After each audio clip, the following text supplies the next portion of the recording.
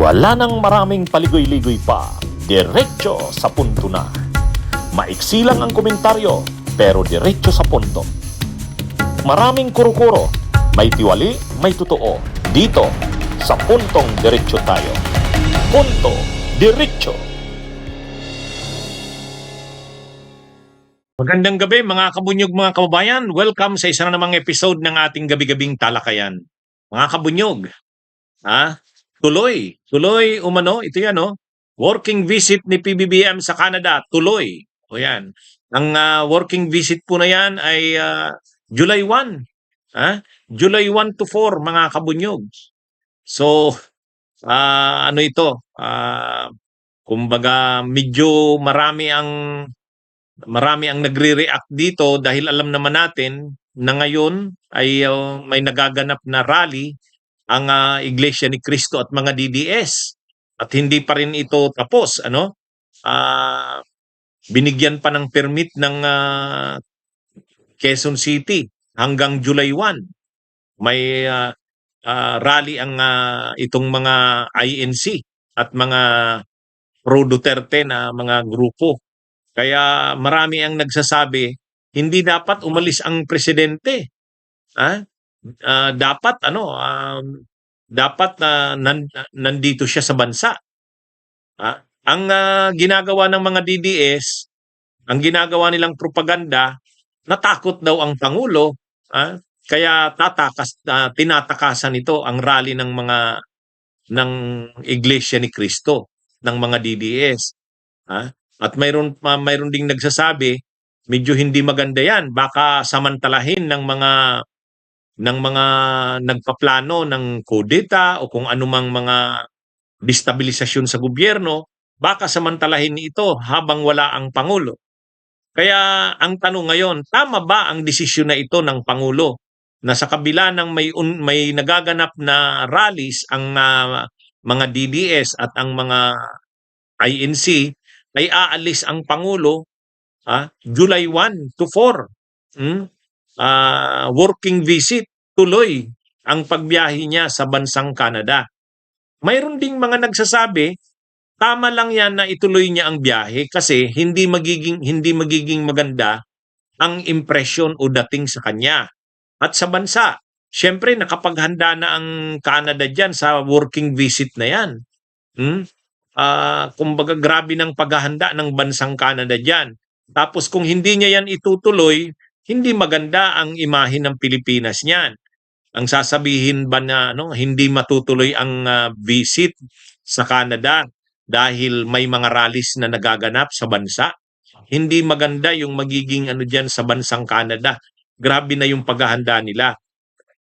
Ang isa pang rason niyan, bakit tama lang na ituloy niya yung pagbisita, yung kanyang naka-schedule ng biyahe sa Canada, ay para ipakita na hindi siya lame duck na presidente, na madaling matakot, madaling masindak. Kumbaga, siya ay malakas pa rin na presidente. Hindi siya dapat itrato na wala ng impluwensya, wala ng malakas na kapangyarihan. Hindi siya lame duck. At ang patunay dyan na hindi siya lame duck, kahit pa may rallying nagaganap sa bansa, kontrolado ang sitwasyon.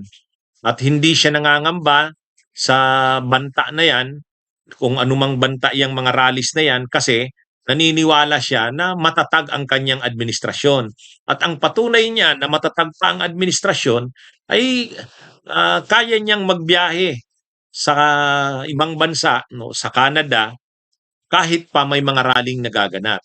Ito ay pagpapakita na hindi lame duck ang kanyang administrasyon. Kaya medyo hati ang opinion diyan sa bagay na yan.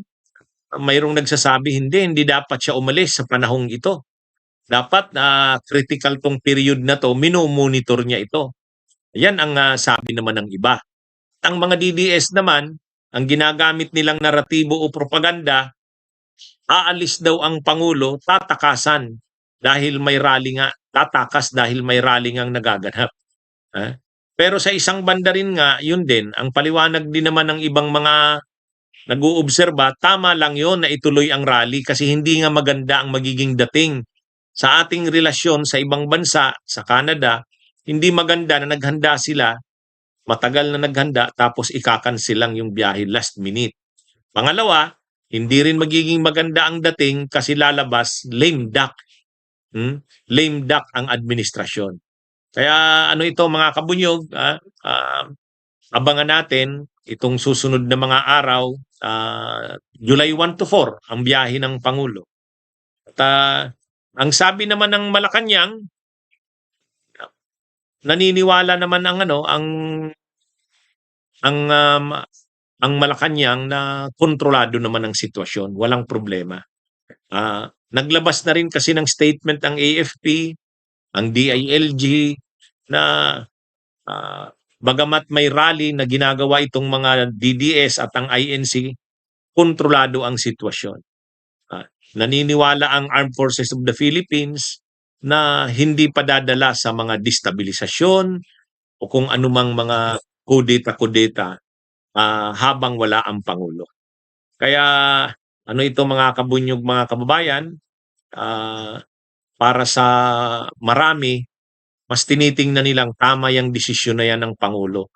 Kasi ang ibig sabihin niyan, kontrolado niya ang sitwasyon, hindi siya lame duck. Na kahit wala siya, kahit mag-rally pa yung mga INC at mga DDS, wala siyang nakikitang banta. Kayang-kayang i-handle ang sitwasyon. Dahil matatag ang administrasyon, hindi ito lame duck. Bagamat mayroon din siyempreng nangangamba na baka samantalahin ito ng mga nagpaplano ng destabilisasyon. Iba naman ang sinasabi ng mga DDS, tatakas kasi yan. Tatakas daw. Natatakot sa mga rallies kaya tatakas.